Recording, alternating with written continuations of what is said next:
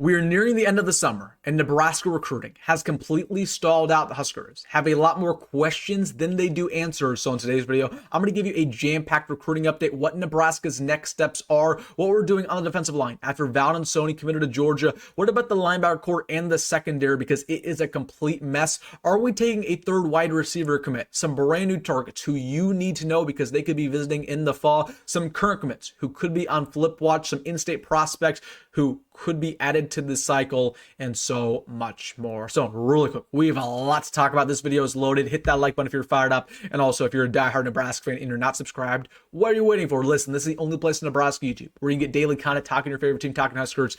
It's a no-brainer. It takes 2 seconds. Join the family. Hit that subscribe button. Thank you so much.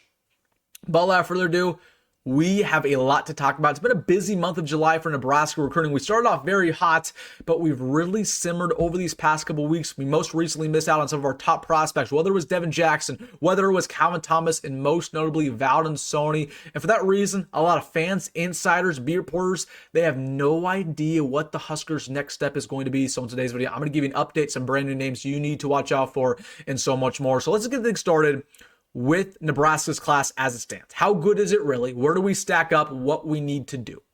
Because let's just be very honest.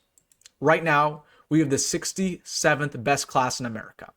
That is the worst in the Big Ten according to every single recruiting site. We're below teams like a Northwestern, a Maryland, a Purdue. You think of a school, we're below them.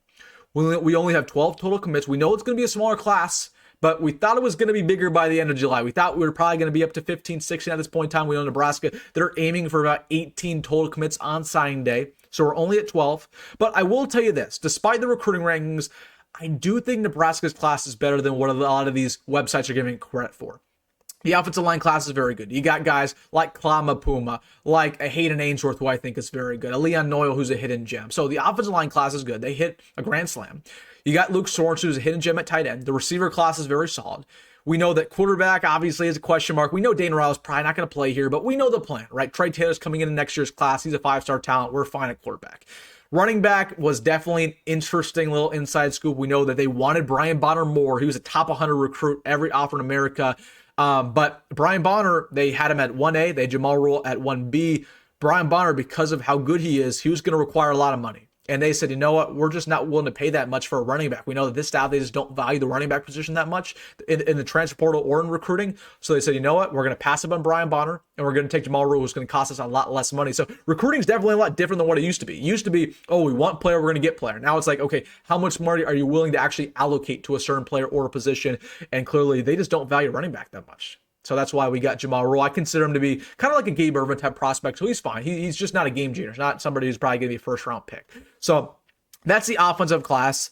That's not really the concern. The concern is the defensive class because it's not very good. I mean, we only have 2 total commits. Danny Odom, who's great, but he's not signed till delivered. Okay, he could be flipping. We'll talk about it. And then you got linebacker Jason Reynolds, who's about as high risk, high reward as it gets. He could never play down here, or he could be pretty soft. You never know what you're getting there. So you need more than that. You need some defensive linemen. You need some more members of the secondary. Let's get into it. And I also want to tell you this right off the bat. I know I'm going to get some people who say 2 things. They're going to say, well, number one, it's only July. We still have a couple months till sign day. Here's the truth. Every single prospect who visited Lincoln on an official visit has already committed to a school. Also, 95% of top 500 prospects in America, the top 500 prospects, 95% of them are already committed to a school. Only 5% of them are uncommitted. So yes, signing day is still in a couple months, but really summer's the sign day nowadays. Okay, everybody commits in these couple months. Now you're just trying to flip guys. And do you really believe Nebraska can flip 6 or 7 players? I just don't know. That's lofty, right? That's a lot. That's really hard to do. So that's the first thing. And the second comment I'm going to get before we get into this huge recruiting update, they're going to say, well, Nebraska, they value the portal more now. And I don't care about high school recruiting anymore because the portal, that's the most important thing anymore. Well, that mindset's really dumb, in my opinion. Okay, because yes, while Nebraska, they do value the portal and they're going to go all in, they're going to try to get a lot of good players in the portal. That does not mean that the portal is more important than high school recruiting. It's not. Okay, it's the same deal in the NFL. Yes, free agency is great in the NFL. You can get a ready-made player, a superstar in the free agency, but that's not how you build your team. No successful franchise in the NFL is built through the free agency. It's built through the draft. Same way in college. Good teams are built through high school recruiting. You just supplement your needs through the portal. That's how good programs are oriented. That's what Nebraska's doing. So while you think, well, I only care about the portal nowadays. Yeah, the portal's great, but it's going to cost you a lot of money. It's not the way you go about things. You go about things through high school recruiting, and then when you have a need on the team, whether it's a running back, secondary, you supplement through the portal. So I wanted to address that. But let's get into it with the update. Some guys I'm eyes out for going forward. Let's just start things off with the offense because we know defense is a big conversation. We got to get to the defense. But quickly, we'll go over the offense of guys who still could be in this class. Zion Robinson, somebody who I think Nebraska behind the scenes are going to work to get on a visit this fall. He did visit for OV pretty randomly. At the very end there, but committed to Michigan, 6'3" receiver, top 100 prospect in America. I think Nebraska, they could be trying to get him for that Michigan game, if not for the home opener against Akron. So Zion Robinson is somebody who could be on flip watch. I see why not. I see why not. Get him for the Michigan game. If we beat him, gives him a good chance to flip him. But I definitely think Nebraska, they could add another wide receiver to this class. I still have my eyes out for a guy like Ryan Mosley, who committed to Georgia a couple months ago. Obviously, he grew up to be a Georgia fan, but he really liked Nebraska. And Dane was peer recruiting him for a long time. Georgia, they have some solid receivers in that class. Just to say the least, they have about 30 commits. Like, he's not the cream of the crop. I don't know if they're treating him like a priority as much as maybe Nebraska is. So could watch out for him potentially visiting. And then, the weird thing is that Davion Bawawiti, his situation is really interesting. Like, he's somebody who did not take an official visit to Nebraska. All of the beat reporters, all of the people, they thought he was going to decommit.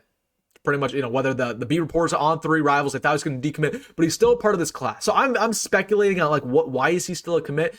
Again, if you pretty much don't take an official visit, it means you're not commit, really. But I think I've gathered this. I think, honestly, he kind of has a deal with the coaching staff. Because we know DeKeel Short's not recruiting him. There's no reason for him to commit here because DeKeel Short's, frankly, I don't know if he wants him. He had a big knee injury last year. We just don't know if he's going to be the same player. I think, honestly, Nebraska has a deal with him. Hey, if you go out there and ball in your senior year of high school, you're going to stay in this class. But if you go out there and struggle, we're just going to drop you. I think that's probably what's going on with Davion Bawawiti. That's why he's not decommitted yet. I do think when it's all said and done, he probably still will decommit, if I'm going to be very honest with you. Just because, again, DeKeel Short's not recruiting him.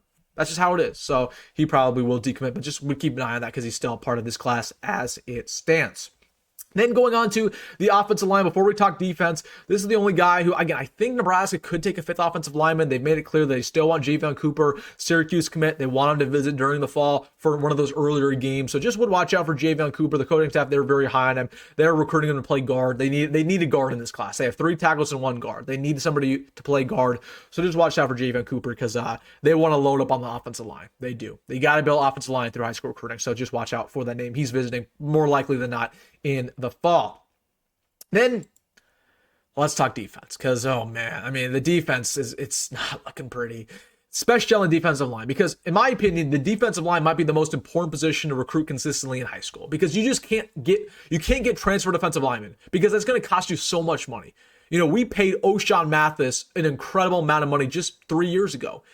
We paid him, I want to say $500,000-$600,000. If O'Shawn Mathis was in the portal this year, we would have probably paid him $2 million because the price is only going up for these defensive linemen. So if we want to be smart with our money, which the coaching staff is doing, why would we prioritize defensive linemen in the portal? That's just not happening. So we got to get these guys in high school. We got to save money, but we're just not having too much success there. Valon Stoney committed to Georgia. We know that. They offered a good amount of cash, right? They had one of their best commits decommitted on the D-line. That's why they, gave them the green light to go on all on Valon Stoney. He wanted to go win.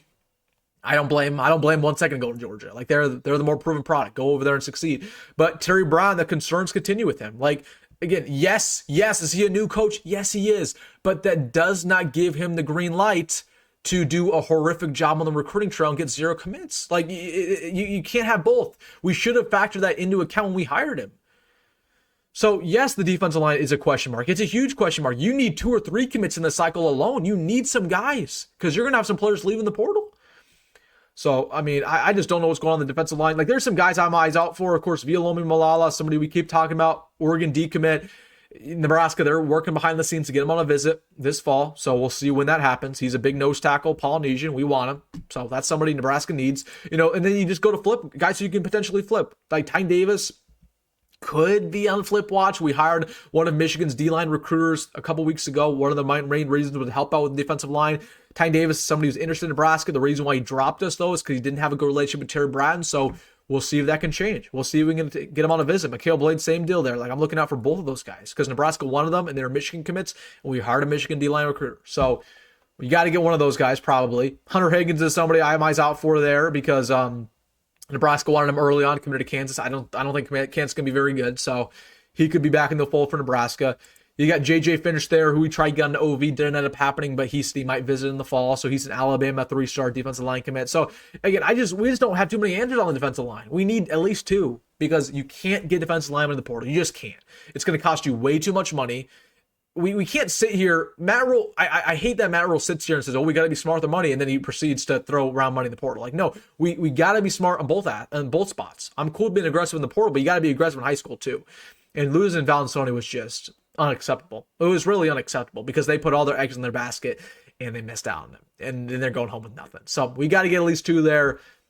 We'll see what happens. But those are the main guys I am eyes out for. You go to linebackers again. We probably need at least 1 more linebacker, if not 2. Jordan Campbell is somebody who's going to visit in the fall. Pretty much a done deal now. I expect that Michigan game he will be in town. So watch out for Jordan Campbell. He's been on flip watch for literally about a year now. Let's see if it finally happens. I'm just not getting my hopes up at this point. And then you got Cameron Wilson, same deal there. We'll be visiting the fall probably for that same game, probably Michigan. That's going to be the big recruiting weekend. So both players who Nebraska needs in the linebacker core, they need to flip both. I think they will flip Cameron Wilson. I'm not as confident about Jordan Campbell at this point in time. And then the secondary, which is also, in my opinion, huge. You need to get some secondary players in this recruiting class because simply, yes, I know a lot of people are going to say, well, there's 1 million players right now in the secondary for Nebraska. You're correct. Yes, you're correct. But you're not taking into account what it's going to look like in 6 months after the portal, because I guarantee you a lot of these younger guys are going to leave. This is what happens. And it also should be noted, we took a small secondary class last cycle. We only took 1 boundary corner, and Bryson Weber, who honestly, I don't even know if he's a boundary corner. I think we probably should move him to safety. And then you got 2 other projects in Keenan Vermoss and Tanner Turk. Like, the secondary class last year was not good. So you got to bounce back and have a good secondary class this year around. And right now we have Danny Odom, who's great, but Danny Odom was most notably written up to be potentially decommitted and go over to Ohio State, right? You know, Oklahoma's going to try to flip him. So that's somebody who's not a Nebraska Cornhusker until December, right? Until he signs. Like, it's going to be hard to keep him in this class. So for that reason, you got to have some backup options, like Cameron Hamble. What can you do there? Get him on a visit because he has a great relationship with Addison Williams. Got to get on a visit, though. He ended up committing to X&M before he actually went on his OV here. You got Chasten Smith, who said in an interview recently that if Nebraska were to call him and continue to build our relationship that we had earlier in the process, he would be interested in the Huskers and he would be interested in visiting again. So why not? Chasten Smith is somebody I really liked who's Notre Dame commit. Like, why not get involved here for him? Because he's really solid. You got, Tadarius Hughes in Nebraska coming out of Northwestern. He's a teammate of Jordan Campbell. Definitely somebody Nebraska's trying to flip, who's a Florida State commit. He's going to probably visit once again for that Michigan game. Hopefully Florida State sucks this year, though. Like, that's really the main thing if he can flip here. Same deal, Darrell Bell, Florida State commit. Nebraska's been trying to flip him also at that safety spot. You got James Dunnigan, who, quote-unquote, is 100% committed to Kansas. Nebraska, they wanted him very early on. We'll see if that's actually the case. Like, Kansas, I just don't think it's going to be very good this year. You got Devin Jackson, who, quote-unquote, already signed his NIL agreement with Oregon. There's probably loopholes to get around it, so you never know with that. He's probably going to stay there. I don't think he's going to decommit, but just somebody I'm eyes out for potentially visiting in the fall. And then that's pretty much about it. Like, we just put ourselves in a really bad position. That's what I'll end with, is that we put ourselves in a really tough spot where now we have to literally flip about 6-7 guys to have the class that we want. Like, we were aiming for about 18 total commits. You got to flip a bunch of players. You just got to. And that's easy. It's easier said than done is what it is.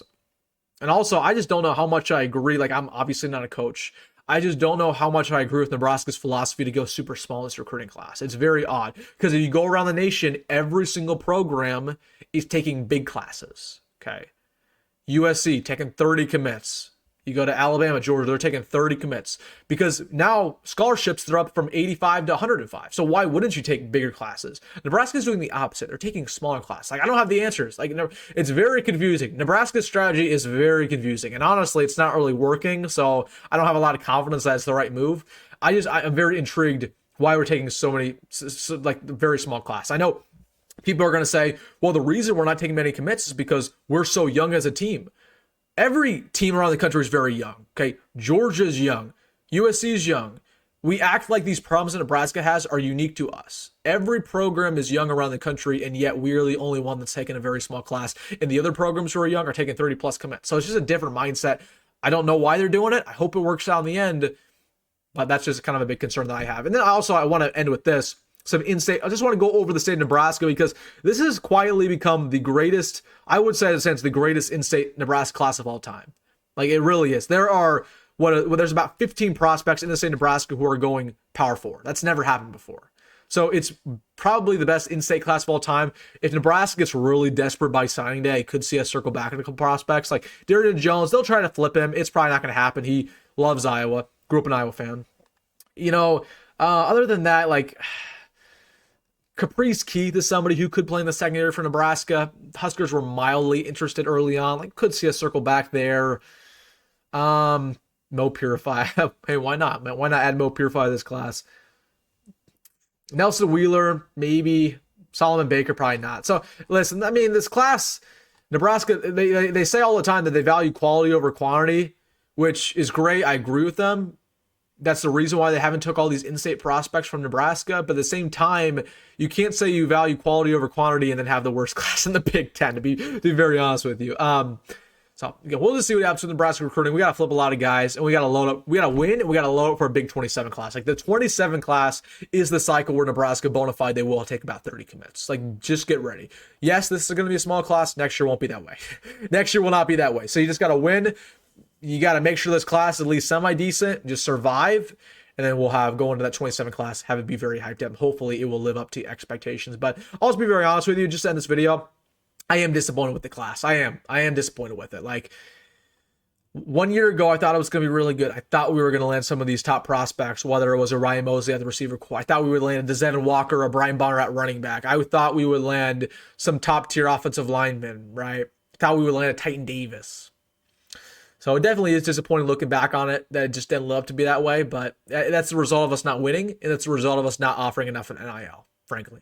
So, all right, let me know your thoughts down below about everything, what you're looking out for. Hey, we'll have a video or a live stream tonight talking about Big Ten Media Days, probably a live stream. So we'll probably go live. Watch out for that about 7 or 8 o'clock tonight on the channel. All right, let me know your thoughts down below. Hit that like button and subscribe. As always, folks, be red, go Met Roll, and I'll see you in the next one.